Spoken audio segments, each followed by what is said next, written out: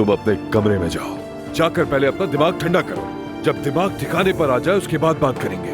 मेरा फैसला अब नहीं बदलेगा बाबा, आप सिर्फ बकवास कर रहे हैं। और बंद करो अपना।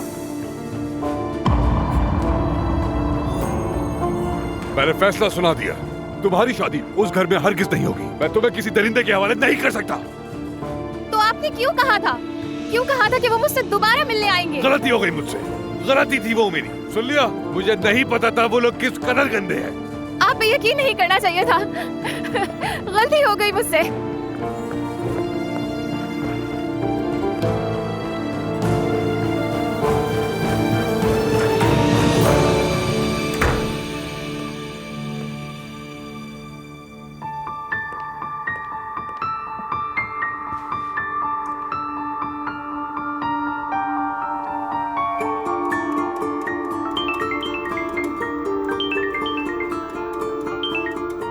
Hello Ibrahim,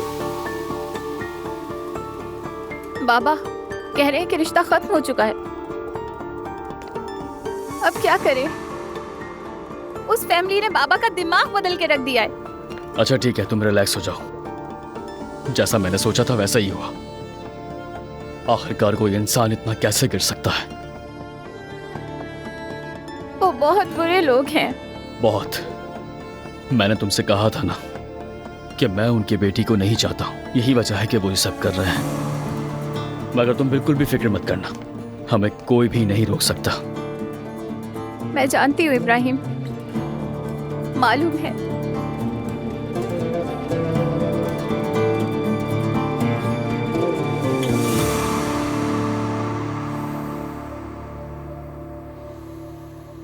Azlan.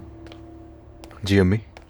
हाय, दुआ शायद वॉशरूम में है। जी हाँ। मैं अपनी पोती को उसके सामने उठा भी नहीं सकती हूँ, मुझे करीब भी नहीं आने देती। दिल सच में दुखता है मेरा।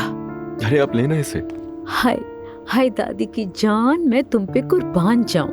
मेरी प्यारी बेटी, दादी तुम्हें बहुत याद करती है मेरी जान। हाय बेटा, मेरी बात ध्यान से सुनो तुम। दुआ का ये रवैया मुझे नॉर्मल नहीं लग रहा है। वापस तो आ गई है, लेकिन वो कहती है कि वो शादी नहीं करना चाहती। अभी उसे अपनी मर्जी कर लेने दें। सिर्फ और सिर्फ आपकी वजह से वो ये दिखाना चाहती है कि वो पीछे हट रही है। देखो, मेरा दिल कहता है कि जरूर कोई गड़बड़ है। ऐसा क्यों लग रहा है? मालूम नहीं, लेकिन तुम्हें अपनी आंखें खुली रखनी चाहिए। मोहतात रहने की जरूरत है।